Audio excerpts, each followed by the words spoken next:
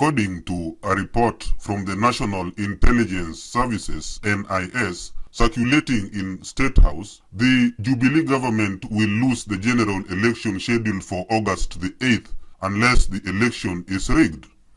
The report, which analyzes the impact of NASA's formation a few months ahead of the general election, says that if Raila Amolo Odinga becomes NASA's presidential candidate, Uhuru Kenyatta has no chance of winning the vote. Quote, even without NASA, Raila Odinga remained the biggest threat to Jubilee, and with the entry of Musalia Mudavadi in Raila's camp, together with the willingness of both Kalonzo Musyoka and Musalia Mudavadi to stick with NASA, Jubilee has zero chance of winning a free and fair election. Unquote, the report says. The report adds that the problem has been compounded by Jubilee's loss of sections of the Rift Valley vote, which the report says will not vote as a bloc. Quote, the entry of Isaac Ruto's Mashinani party, the resurgence of KANU, and the shift of certain voters to NASA will deny Jubilee exclusivity of votes in the Rift Valley with devastating consequences. Unquote, the report says.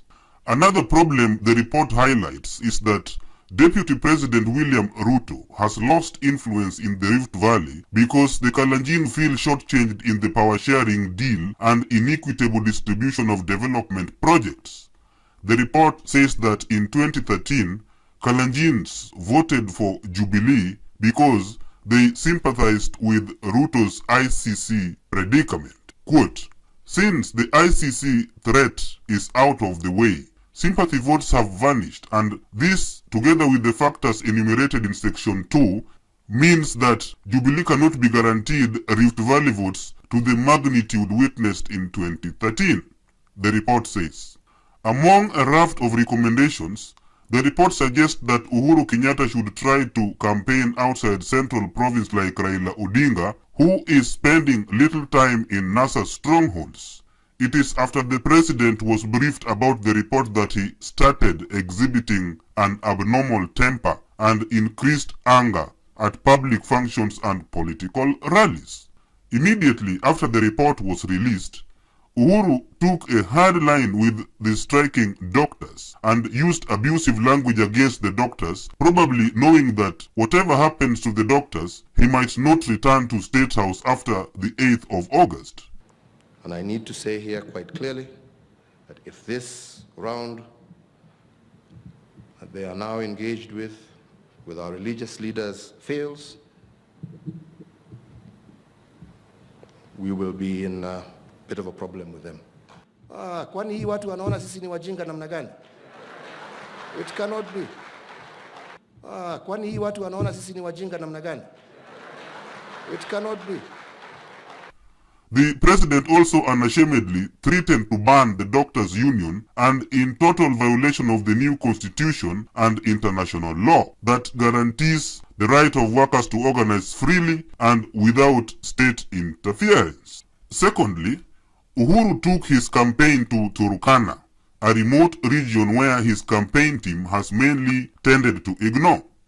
In Turkana, he received a hostile anti-Jubilee crowd and later clashed with Turkana Governor Nanok over funds and development projects to the county. Uhuru then insulted Nanok on TV, much to the shock of the nation. He associated the people of Turkana with satanic influence and, after lambasting them, said that even if they don't vote for Jubilee, it will not be the end of the world. Mtu akisimama hapa aseme ti Uhuru akona haja na mafuta ya wengine, ashindwe na shetani, ashindwe na shetani mshenzi. Mimi watu wasiwe watu ambao watakuja kudanganya Wakenya. Once he was done with Turkana, Uhuru took his campaign to Mombasa, where he bussed thousands of supporters from Nairobi to ensure a reasonable crowd for the media. During his Mombasa trip, he banned Hassan Joho's rally in total violation of the constitution and sent armed GSU personnel to prevent Joho from attending Jubilee's Mombasa rally, thereby violating Joho's right to freedom of movement. At the rally, he abused Joho and questioned why Joho is following him as if he is Joho's wife. That is backwardness. No.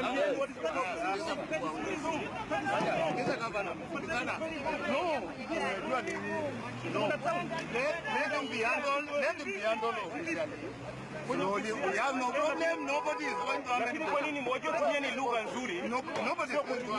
is going to harm anybody. For a sitting president, this was extremely appalling.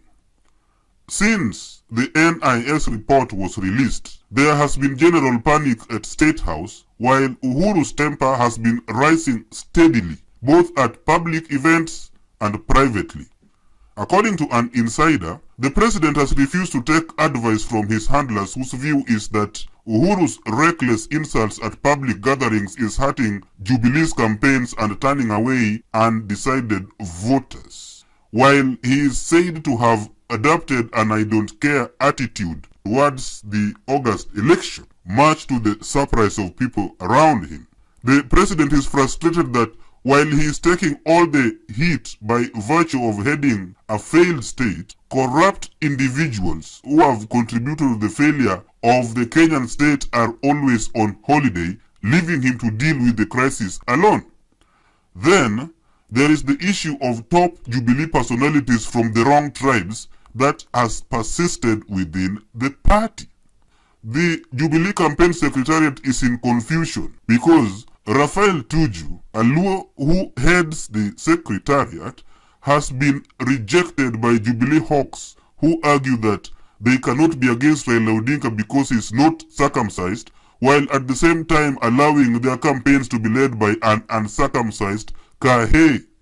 The ensuing pressures are said to have overwhelmed the president, who is reported to be sliding deeper into alcoholism to cope with the rigors of election campaigns and fear of Raila takeover of government together with his NASA bandwagon. For the National Intelligence Services, the elephant in the room is how election can be rigged, because the perception of top NIS officers in the know is that regardless of Jubilee's campaign efforts, the Jubilee Alliance Party cannot win the August 8th election if the election is free and fair. Thanks for watching.